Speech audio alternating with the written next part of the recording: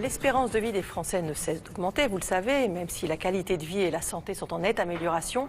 Avec le vieillissement de la population, la question de l'autonomie se pose de plus en plus et avec elle, celle du logement où passer ses vieux jours. Alors la plupart des Français souhaitent rester à leur domicile, mais ce n'est pas toujours possible. Et aujourd'hui, un Français sur 5 âgé de plus de 85 ans vit en EHPAD. Alors quelles sont les bonnes questions à se poser? Y a-t-il des aides financières ou matérielles pour aménager son habitation? Existe-t-il d'autres solutions que les EHPAD et le maintien à domicile? Pour répondre à toutes ces questions, le docteur Laure Joitel, qui est gériatre libéral, bonjour. Bonjour. Et Annie de Vivi, fondatrice de hvillage.com. Bonjour. Bonjour. Bonjour. Alors on commence avec cette question, si elle veut bien s'afficher, s'il vous plaît. Est-ce que je peux avoir une question? Voilà. On nous demande s'il y a des logements sociaux pour les seniors, comment faire une demande et quels sont les délais d'attente. Oui, ça existe. Vous avez toute une palette de logements entre votre logement initial, vous pouvez aussi habiter dans l'habitat social, jusqu'à l'établissement pour personnes en situation de handicap au grand âge, qui est public et qui relève de situations où, selon vos moyens, vous allez pouvoir être admis ou pas. Et il y a une grande caractéristique de ces logements qui s'appellent les logements foyers, qui maintenant s'appellent les résidences autonomie, qui gagnent à être connus, puisque à l'intérieur, vous avez votre logement, vous êtes chez vous, mais vous bénéficiez de tout l'accompagnement collectif, que ce soit la téléassistance, le restaurant, la présence et l'organisation des services d'aide à domicile chez vous. Et donc ça passe par la mairie, ça, il faut... Voilà, il faut se renseigner auprès des mairies, il faut que vous vous renseigniez aussi auprès de votre caisse de retraite, parce que vous pouvez accéder comme ça à des logements qui ont été réservés par ces structures de manière plus rapide. C'est plus rapide, ça veut dire quoi? Et ça veut dire que vous allez monter dans la liste des dossiers. Alors, c'est des délais très effrayants, franchement, non. Pour les résidences autonomie, les délais sont raisonnables. Pour les établissements pour personnes âgées dépendantes, selon qu'elles sont justement publiques ou pas, les listes d'attente sont plus longues, en effet. Et ça existe dans toutes les communes? Partout. Et ça, est-ce que c'est aussi, par exemple, anticipé avec les gériatres, avec les assistantes sociales, à partir du moment où on voit que, par exemple, l'État se dégrade un peu et qu'il faut changer de structure? Alors, c'est pas uniquement avec les gériatres, puisqu'encore une fois, le logement, c'est toujours une question pas uniquement médicale, mais accompagné avec les familles, surtout quand il y a des questionnements sur le maintien à domicile ou pas possible.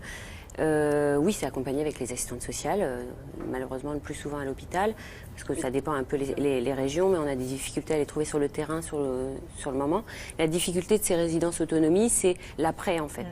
Et c'est la question qui se pose tout le temps, c'est l'après. Et si jamais mon conjoint ou si jamais mon papa devient dépendant, polypathologique, est-ce qu'on pourra le garder jusqu'au bout? Et c'est une vraie question, en fait. Alors, il y a certaines résidences, moi, dans la région rennaise, certaines résidences autonomiques qui jouent le jeu d'un maintien jusqu'au bout du bout, même si ce n'est pas la vocation première. En fait. Est-ce qu'il y a des consultations, c'est une question, pour vérifier si la personne âgée est assez autonome pour vivre seule? Ah oui. Oui, il faut les demander notamment à son médecin. On peut demander au médecin, mais au médecin traitant de venir ou alors de travailler avec la caisse de retraite pour pouvoir bénéficier notamment d'une consultation, on va appeler ça comme ça, mais de l'ergothérapie. Les ergothérapeutes, on ne les connaît pas bien, mais c'est une super profession de personnes qui vont venir chez vous pour voir un peu comment vous fonctionnez dans votre logement, quelle résistance vous avez ou alors quel risque vous prenez pour pouvoir justement l'ajuster. On va voir ça tout de suite, mais j'imagine que ça fait partie quand même de vos consultations, en fait. Ça, ça fait clairement partie de nos consultations de gériatre. Alors moi, j'ai la particularité d'être gériatre libérale, ce qui n'existe pas vraiment. C'est-à-dire que je me déplace au domicile des patients. J'ai fait le choix de sortir de l'hôpital pour m'approcher des patients. Donc ça me permet à la fois d'avoir l'expertise médicale, d'avoir ma consultation, mais de voir le contexte. La difficulté d'être seule dans cette mouvance-là, c'est d'avoir la triple casquette, assistante sociale, psychologue, ergothérapeute, ce que je ne suis pas. Vous avez la possibilité d'avoir des équipes mobiles maintenant qui se développent et qui, je l'espère, vont se développer parce qu'à mon sens, c'est l'avenir de demain, des équipes mobiles de gériatrie extra-hospitalière. Donc, c'est des équipes pluridisciplinaires qui vont, sur demande du médecin traitant ou demande de la famille en direct, pouvoir aller sur le domicile et évaluer à la fois l'autonomie, à la fois les polypathologies, à la fois les risques engendrés par le maintien ou non du domicile. va regarder Ça, comment elle c'est- travaille, sûr. ces ergothérapeutes. Alors justement, quelles sont les solutions lorsqu'on est en perte d'autonomie mais qu'on souhaite rester à son domicile? L'une des premières est de faire venir, ce qu'on vient de voir, un ergothérapeute pour éviter le risque de chute accidentelle, qui est un des principaux risques de mortalité chez les seniors. Anaïs Plateau, Aldo Cardulot et Thierry Oden ont suivi la visite de l'une d'entre eux chez un particulier.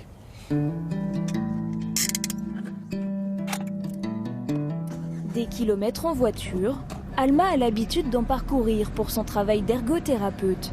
Elle sillonne le département de Seine-et-Marne pour faire des diagnostics des logements de personnes en perte d'autonomie. Aujourd'hui, on va aller rencontrer un monsieur qui va avoir 74 ans et pour lequel en fait on a reçu une demande du département. Cette demande, ça va être pour évaluer l'accessibilité de son lieu de vie et notamment de la salle de bain. Bonjour, Alma Zuna, je suis l'ergothérapeute, enchantée.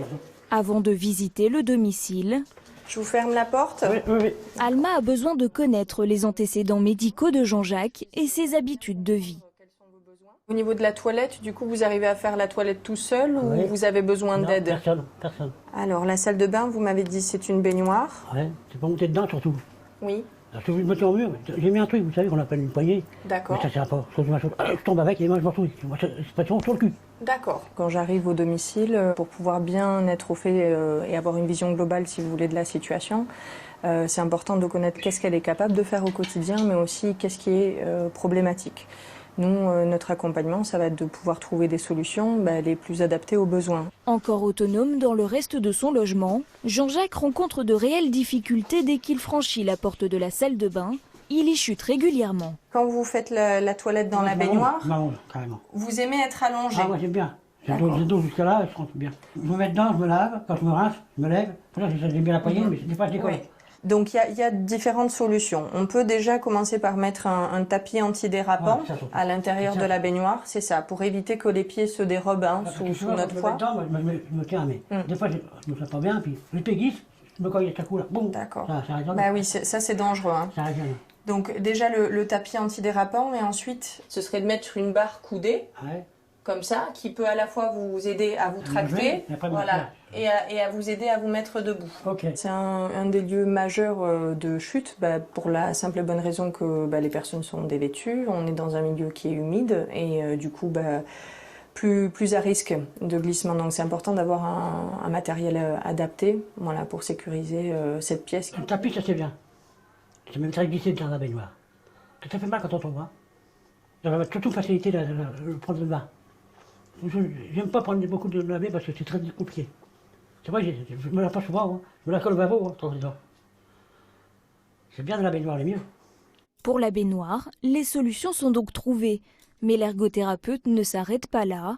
Hauteur des toilettes, levé du lit, elle vérifie que Jean-Jacques n'ait rien besoin d'autre pour que son compte-rendu soit le plus complet possible. De nombreuses solutions qu'elle lui propose peuvent être en partie prises en charge grâce à l'allocation personnalisée à l'autonomie. Jean-Jacques, qui touche une retraite minime, y a droit. Toutes les aides que je vais vous lister, vous pourrez avoir une aide du département financière. Si vous avez quelque chose qui coûte 100 €, vous donnez 2 € et le département il vous donne du coup 98 €.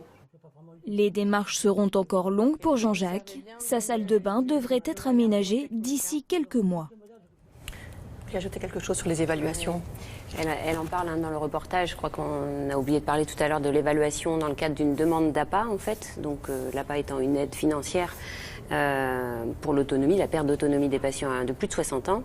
Et donc dans ce cadre-là, quand on fait une demande d'APA, on a une visite, quand on fait la demande auprès du conseil départemental, on a donc une visite soit d'un médecin, soit d'une infirmière, soit d'un conseiller social en gérontologie qui va faire cette évaluation, non pas du logement, mais de l'autonomie du patient, pour mettre malheureusement le patient dans une grille GIR 1 à 6, on met le patient dans une case administrative qui va donner son degré d'autonomie ou en tout cas de dépendance, ça dépend dans quel sens on lit cette grille. Et cette évaluation, elle est riche quand même aussi. Enfin, il ne faut pas oublier que sur le secteur, nous, du domicile, il nous aide quand même pas mal. Cette première évaluation, c'est une première entrée dans le domicile le plus souvent, avant l'ergothérapeute. Oui. Olive demande quelles sont les aides qui existent quand on veut vieillir dans son logement. Il y en a pas mal. La seule chose, c'est qu'elles dépendent toutes de votre revenu. Et selon les retraites que vous avez, vous allez vous retourner auprès de votre caisse de retraite pour pour pouvoir savoir quel serait le montant auquel vous pouvez prétendre. Mais vous pouvez financer comme dans le cadre du reportage des kits de prévention, c'est-à-dire vraiment le minimum qui va permettre d'aménager la cuisine, la salle de bain, les toilettes. Et puis ça peut monter assez loin, jusqu'à plusieurs milliers d'euros pour refaire complètement la salle de bain. Donc les grands contacts à avoir en tête, c'est sa caisse de retraite, c'est les structures qui s'appellent Solia, qui aident à monter les dossiers administratifs, parce que ça va demander quand même un petit peu de temps. Et des gens comme l'ADIL, qui s'appelle l'Agence départementale d'information sur le logement. Donc tout ça, vous allez retrouver sur H-Village ou sur les sites, sur les aides aux personnes âgées. Oui, pardon, allez-y. Ah oui. C'est juste que là, on parle de l'aide financière plutôt technique, en fait, d'aménagement de logement, mais il y a toute une partie d'aide financière pour aider au maintien avec des auxiliaires de vie qu'il va falloir financer aussi. Donc, c'est toute la partie humaine, en fait. Oui, c'est la partie humaine. Et là, on a cette fameuse APA qui peut nous aider, et encore dépendant du... Donc, il y a vraiment deux parties. Il y a l'adaptation du logement et après, l'aide à la personne. L'aide à la personne, les auxiliaires de vie, les aides-soignants et les infirmières sont remboursés par la Sécu mutuelle. Il y a vraiment deux prises en charge différentes. Soit on est dans l'ordre de l'aide à domicile, soit on est dans l'ordre du soin, donc remboursé Sécu mutuelle comme un médecin traitant, un kiné, une infirmière. Et donc l'APA va venir aider pour une partie, en fonction des revenus, encore une fois, aider pour aménager un plan d'aide humaine, humain quoi. On nous demande comment convaincre ma mère que son appartement doit être réaménagé. Les petits meubles, les décorations et les tapis me font peur. On sait que souvent les personnes âgées n'ont pas envie du tout qu'on touche à leur appartement. J'imagine que c'est des questions habituelles que vous rencontrez. Ça m'amuse parce que c'est ce que j'ai relu en venant sur le chapitre « J'aménage le logement » du livre. En fait, ce que je recommande, c'est de se renseigner auprès du voisin Gilbert, de Tati Michel et autres personnes dans son entourage qui, elle, a fait des aménagements justement pour aller voir. La deuxième chose, c'est qu'il y a beaucoup de salons pour les seniors, des espaces d'exposition, des différents types d'aménagements. À Paris, il y a l'espace Idée Bien Chez Moi, par exemple, ou au Havre, il y a une maison témoin qui s'appelle la maison d'Alia. Il faut se renseigner auprès de soi pour donner envie à la personne âgée de changer quelque chose. Il faut aller voir comment on pourrait aménager une cuisine, les salles de bain, pour pas que ce soit si compliqué. Et puis, il faut se renseigner sur les aides financières, parce que souvent, la raison pour laquelle on n'achète pas, on n'aménage pas, c'est parce qu'on se dit c'est beaucoup trop cher, c'est infernal, et donc je ne vais pas le faire. Mais là aussi, c'est manifestement que sa mère n'a manifestement pas envie de changer quoi que ce soit. Voilà. Ça, c'est très très fréquent. Après, parfois, c'est aussi, alors on n'est peut-être pas dans ce cadre-là, mais parfois, moi, lors de mes visites, ça peut être aussi un argument en disant, si vous voulez que je vous accompagne jusqu'au bout à votre domicile, il va falloir aussi passer par là. C'est une espèce de contrat tacite qui fait que, moi je veux bien jusqu'au bout au domicile, mais par contre, il va falloir faire des efforts, et peut-être que ce tapis, même si je mets un bémol sur le fait d'enlever tous les tapis, tout ça, je crois que le plus souvent, elles sont habituées au fameux tapis qu'elle a depuis 20 ans, et que c'est pas là où elles vont tomber, en fait, bizarrement. Puis l'intérêt des aides techniques, c'est à la fois pour la personne qui va vieillir chez elle, mais aussi pour les professionnels qui vont venir. Qui vont intervenir. Il faut pouvoir adapter l'ensemble de l'espace qui devient un espace de travail aussi. Alors justement, c'est la question d'Eugène, c'est une partie de sa question. J'ai 89 ans, j'habite dans un studio de 12 mètres carrés. Est-ce trop exigu pour lui ou pour les soignants? Est-ce idéal pour mes vieux jours? Dois-je aller en EHPAD? Tout dépend de comment c'est aménagé, comment il va. Alors 12 mètres carrés, c'est pas beaucoup. Si un jour il y a une vraie dépendance avec un lit médicalisé, un lève malade, effectivement la technique, ça risque de poser souci, mais probablement si monsieur n'est pas il est probablement encore en capacité de rester dans son logement. Je connais pas le... Il n'y a pas de taille limite. Il n'y a pas de taille limite. Ni taille limite, ni âge limite, ni rien du tout. Ni rien du tout. Il faut adapter à chaque personne et à chaque logement. Ni autonomie surtout, parce qu'on a tendance à penser jusqu'au bout. Exactement. Alors, une question de Christophe. Aller en EHPAD, ce n'est pas un choix, mais le plus souvent la seule solution. Qui y entre réellement de son plein gré? Bonne question. Merci Christophe. Merci Christophe. Merci. Le consentement réel à rentrer, là il y a une dernière étude du Credo qui vient de sortir, c'est 1 sur 2, une personne sur 2. Sinon les autres personnes, c'est l'entourage qui va accompagner. Et c'est pour ça que sur H-Village, on essaye de mettre en avant les avis des autres. Alors déjà, toute l'offre. Déjà, il faut aller regarder toute l'offre qui existe sur son territoire ou près de chez soi pour faire les choix. Déjà commencer à faire un pré-tri. Et ensuite, il faut aller voir. Il faut aller ressentir ce qui se vit à l'intérieur de la structure. Donc nous, on a mis au point un label de bientraitance qui est le label Humanitude. Ce label, qu'est-ce qu'il dit ? Il dit que les professionnels sont fiers de leur prendre soin, ils sont à l'aise avec la façon dont ils vont vous accompagner. Et ça, il faut que vous alliez le ressentir, que vous tissiez la confiance. Il y a peut-être aussi quelque chose que vous pouvez aller regarder, c'est les comptes rendus des conseils de la vie sociale. C'est une instance qui existe à l'intérieur des structures, qui se réunit régulièrement pour voir comment fonctionne l'établissement. Et selon ce qui se raconte, c'est intéressant de voir un peu comment ça se vit. Les familles qui en font partie ? Oui, les familles. D'accord. Et des résidents. Et plus vous irez, plus vous vous rassurerez, plus vous irez visiter, plus vous irez déjeuner ou même faire des petits séjours temporaires pendant les vacances, pendant les vacances des enfants, etc. Plus vous allez vous rassurer sur la façon dont ça fonctionne pour pouvoir y rentrer sereinement. On va regarder tout de suite un sujet sur l'EHPAD, mais juste cette question. Qui doit annoncer à son proche qu'il ne pourra plus rentrer à son domicile, en général après une hospitalisation? Est-ce que le médecin ou les enfants, c'est une annonce très difficile? C'est toujours une annonce difficile. C'est le médecin qui, le plus souvent, est confronté à ça. Alors, ce qui me sidère parfois, parce que c'est pas une décision, parfois elle n'est pas uniquement médicale, parfois on a une grosse pression des enfants qui disent... Est-ce que les enfants peuvent le dire? On peut plus le garder à la maison. Lui expliquer Voilà, alors moi dans ces cas-là, je dis aux enfants de m'accompagner pour annoncer... Parce que, alors il y a deux choses, hein. Soit le patient est en capacité, le malade, pardon, est en capacité de décider pour lui, parce que cognitivement il a les capacités, il n'a pas de trouble du jugement, et là on peut réunir, on peut discuter. Soit le patient n'est pas en capacité cognitive réelle, il a des troubles du jugement, et là la discussion est compliquée en fait. Le patient n'est pas malade, donc il ne comprend pas. Alors on a beau lui expliquer, le plus souvent chez les patients qui ont des maladies d'Alzheimer à maladie apparentée, il n'y a pas vraiment de sens dans ce qu'on est en train de dire. Donc c'est la grosse difficulté du cognitif ou pas cognitif. C'est la question qui m'est souvent posée, faut-il mettre une tutelle chez des patients pour qu'ils puissent rentrer en EHPAD? C'est une aberration de mettre les gens sous tutelle uniquement pour les forcer à rentrer en structure. Je pense qu'il faut travailler en fait en amont, comme vous l'expliquez bien. En fait, je pense qu'il y a des passerelles possibles, des accueils de jour, manger à la journée, faire des animations. Il faut aller petit à petit vers l'EHPAD et pas brutalement. Éviter le trajet domicile, hôpital, EHPAD, qui est une vraie rupture pour le patient et un risque de décompensation derrière, quoi. On regarde le reportage? Oui, puisque l'entrée en EHPAD, on vient de le voir, est souvent difficile à vivre pour les personnes âgées, mais aussi pour les aidants qui se retrouvent désemparés face à cette nouvelle situation. Alors, quelle est leur place? Comment peuvent-ils continuer à accompagner leurs proches? Comment fonctionnent ces EHPAD? Pour répondre à leurs questions, l'équipe mobile gériatrique de l'hôpital Broca et des professionnels de maisons de retraite leur propose un cycle de formation. Reportage Delphine Renaud, Alexandre Delaval et Denis Moreau. À 89 ans, Fifi ne pouvait plus vivre chez elle. Il y a 2 mois, sa fille Anita a été obligée de choisir une maison de retraite et trouver le bon établissement n'était pas évident. Choisir un EHPAD, c'est difficile parce qu'on ne sait pas comment ça se passe à l'intérieur de l'EHPAD tant qu'on n'y est pas. Alors certains EHPAD permettent de faire une visite, d'autres non. Et même en faisant cette visite, on visite les lieux, mais on ne sait pas ce qui se passe à l'intérieur. Donc c'est difficile de faire un choix. Viens, tu vas t'asseoir là. Souvent choisis dans l'urgence suite à une hospitalisation, les proches ne savent pas comment fonctionnent ces établissements. Comme l'EHPAD est médicalisé, il y a des personnes par exemple qui pensent qu'on a des infirmiers 24 heures sur 24, des médecins à domicile, comme on est à l'hôpital. Or, on n'a pas du tout les mêmes fonctionnements qu'un hôpital. Et on est dans un lieu de vie, donc qui dit lieu de vie dit aussi des pratiques qui ne sont pas tout à fait les mêmes qu'à l'hôpital.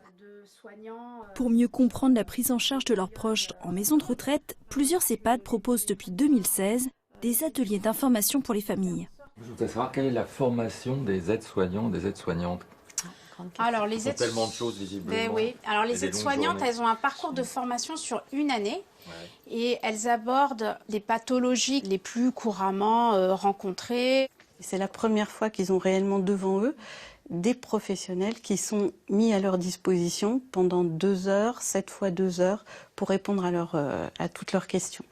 Et ces professionnels des EHPAD, ils vont être changeants. Aujourd'hui, on a vu l'infirmière coordinatrice, on aura un directeur d'EHPAD, on va avoir une psychologue d'EHPAD. Vie quotidienne, évolution des maladies ou encore soins palliatifs, toutes les thématiques sont abordées pour aider les familles à mieux appréhender la fin de vie. Pour moi, c'était intéressant, je dirais même que c'était indispensable, c'est peut-être même l'atelier qui était le plus important pour moi. Parce que ça fait 1 an que je vais voir ma mère et éventuellement la chercher pour quelques jours. Et j'ai jamais vraiment compris, comme je dis avec le week-end, je suis pas en semaine, donc je vois pas comment tout ça fonctionne, j'ai jamais vraiment compris qui fait quoi et à qui je peux m'adresser. Et là, ça devient très clair et du coup, toute l'organisation devient claire et cohérente, ce qui n'était pas le cas. Ces ateliers sont proposés gratuitement aux familles. Aujourd'hui, une vingtaine d'établissements à Paris participent à ces formations, mais d'ici quelques années, cela devrait se développer dans tous les EHPAD de la capitale. Alors Françoise demande si les EHPAD sont accessibles pour les plus modestes et si des aides existent, parce que c'est vrai, et notamment pour les grandes villes, on entend souvent parler de prix qui sont rarement inférieurs à 2 000 € par mois, rarement. Donc comment on fait quand on n'a pas ces moyens-là ? Quand on n'a pas ces moyens-là, on va accéder à des établissements qui sont complètement habilités à l'aide sociale. On va pouvoir bénéficier de cette aide-là. Mais il faut savoir que cette aide est récupérable à la succession. Donc, les enfants ensuite qui quel vont... que soit, oui, voilà, ça va dépendre complètement du patrimoine des résidents ou des futurs résidents. Et nous, on le voit bien, on a labellisé des établissements qui sont très peu chers et d'autres qui sont très chers. Donc la question de la qualité du prendre soin ne dépend pas uniquement du prix. Mais effectivement, ensuite, on récupère sur les enfants. Ouais. Voilà. D'accord. Exactement. Alors Nat fait une remarque et pose une question. Alors par manque de moyens, j'ai été obligé de mettre ma maman en EHPAD en Belgique alors que j'habite les Bouches-du-Rhône. Pourquoi un tel écart de prix ? Pourquoi Pourquoi un tel écart de prix ? Parce qu'en fait, aujourd'hui, de manière collective, on solvabilise le soin, on solvabilise tout ce qui va concerner le médecin, l'infirmière, les soignants. Voilà, mais par contre, tout le tarif hébergement et tout le reste à des coûts qui sont à peu près de 1 800 € de reste à charge par mois. Et pour certaines familles qui ont un peu de patrimoine, elles préfèrent faire d'autres choix pour pouvoir garder quand même le patrimoine à demeure. Donc après, ça va vraiment aider. Et c'est pour ça que c'est important de faire un conseil de famille. C'est-à-dire de ne pas laisser les professionnels tout seuls à devoir prendre les décisions. Il faut qu'on arrête, et c'est le premier chapitre du livre, c'est mettez l'argent sur la table. Mettez les questions d'argent sur la table parce que voilà, ça pourra aider. D'aider à la réflexion. Didier, ça c'est bien, nous dit, nous sommes une famille d'accueil pour personnes âgées et adultes handicapés agréés par le conseil départemental. Parlez de cette possibilité. On a fait des reportages là-dessus. Alors, est-ce qu'il y en a beaucoup ? Alors il y en a peu. Nous, en région rennaise, on a peu d'offres. Pour autant, ça me paraît être une des solutions à développer dans les années à venir. Sur des pathologies cognitives. Avec toujours un accompagnement nécessaire pour les familles. Mais c'est des familles d'accueil qui peuvent garder jusqu'au bout ? Jusqu'au bout, qui gardent jusqu'au bout avec un plan d'aide à domicile jusqu'à 3. Ouais, il y a des agréments jusqu'à 3 personnes. Donc avec un plan d'aide comme si la personne était à son domicile, à son propre domicile. Donc elle va bénéficier des aides-soignantes, des auxiliaires de vie. Donc un aménagement du logement ? Il y a un aménagement, en tout cas, il y a des critères d'accessibilité qui sont nécessaires pour la perte d'autonomie des patients. Après, je pense qu'il faut accompagner aussi, on l'oublie souvent, les familles qui laissent leurs proches dans une famille d'accueil. Il y a aussi toute cette espèce de culpabilité, de confier. C'est une histoire de confiance, ce qui se passe aussi quand le parent rentre en EHPAD. C'est clairement une histoire de confiance entre la famille et l'établissement, la famille et la famille d'accueil. Voilà. Au dernier moment. Alors, les seniors semblent être martyrisés dans les EHPAD. Ça ne donne pas du tout envie d'y aller. Alors que c'est pour ça. Alors là, le 11 octobre, j'invite cette personne à aller dans un des établissements labellisés qui ouvre ses portes. Parce qu'il y a 25 établissements labellisés maintenant en France. Il y en a une centaine qui le veulent, ce label Humanitude. Pourquoi ? Parce que justement, ils veulent changer l'image de ces établissements-là. Ils veulent montrer que oui, c'est dur d'apprendre à prendre soin différemment. C'est pas facile, ça demande beaucoup de technique et de beaucoup de professionnalisme. Mais alors, ça vous change complètement la vie. Quand vous savez que vous travaillez bien, vous libérez les projets, vous libérez les énergies. Et franchement, vous changez l'image du vieillissement. Et donc, vraiment... allez visiter ces établissements-là, ils le méritent. Et on avait une question aussi, est-ce qu'il y a des EHPAD spécialisés pour les patients atteints d'Alzheimer en région parisienne ? Oui, il y a même des structures qui sont complètement organisées pour accueillir ces structures-là, mais plutôt, en tout cas ce qui se développe plus, c'est plutôt des petites unités à l'intérieur d'autres établissements plus larges pour pouvoir justement bénéficier de passerelles, d'activités communes, du jardin et de faire en sorte que les personnes puissent évoluer. On a même des structures, là je le vois, on pensait aux familles d'accueil, mais ça existe aussi les colocations pour personnes malades d'Alzheimer. Ça existe les habitats partagés, les résidences intergénérationnelles. Il y a beaucoup de solutions. Il faut des solutions, se chercher. La grosse difficulté, c'est de les connaître. Voilà. Mais regardez le magazine de la santé, on en parle souvent. Merci beaucoup à toutes les deux d'être venues. Un appel à témoins? Vous avez souffert de calculs biliaires, quels ont été vos symptômes et votre traitement? Venez nous en parler en plateau. Contactez-nous au 01 58 88 85 21. Demain, dans Le Docteur, on verra comment retrouver la confiance en soi. Ce soir, on vous rappelle donc en direct enquête de santé consacrée au cancer de la prostate. On verra quand il faut traiter, quand il faut opérer, les répercussions sur le couple, les solutions autres que la chirurgie. Enfin, ça, c'est ce soir, donc en direct, évidemment, à 20h45. Et puis, sachez un petit mot sur les journées du patrimoine. Ces journées se dérouleront cette année les samedis 21 et dimanche 22 septembre. Les inscriptions à ces journées sont obligatoires pour accéder aux visites organisées. Elles se font sur le site du Club France Télévisions. Vous allez sur le club.francetv.fr jusqu'au 15 septembre inclus. Donc après le 15 septembre, vous ne pourrez plus vous inscrire. Donc allez-y, on mettra tout ça sur allodocteur.fr. Passez une bonne après-midi. On se retrouve ce soir. Au revoir. Et à la semaine prochaine. Bonne semaine à tous. Tranquille.